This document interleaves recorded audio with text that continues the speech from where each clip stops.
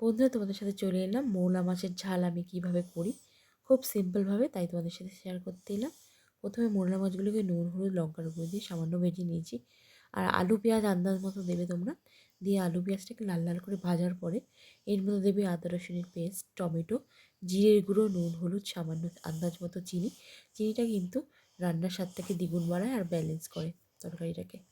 দেখো, সব ভালো করে কষে যাওয়ার পরে সামান্য জল দেবে। আলুটা একটু মোটাও কাটতে পারো, সরুও কাটতে পারো, যে যেমন পছন্দ করো। আমি একটু সরু করেই কেটেছি আলুটা, তোমরা চাইলে মোটা করেও কাটতে পারো।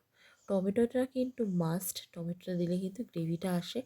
আর এইভাবে মোরলা মাছের ঝাল খেতে কিন্তু দারুণ লাগে। কাটতে অনেকটা সময় লাগলেও খেতে কিন্তু খুবই ভালো লাগে এই মোরলা মাছের ঝাল। তোমরা যারা যারা এই মোরলা মাছের ঝাল খেতে পছন্দ করো, তাহলে আমার এই রেসিপিটা ট্রাই করে দেখতে পারো। ধনেপাতা ছিল না, দিলে বেশ ভালোই লাগতো।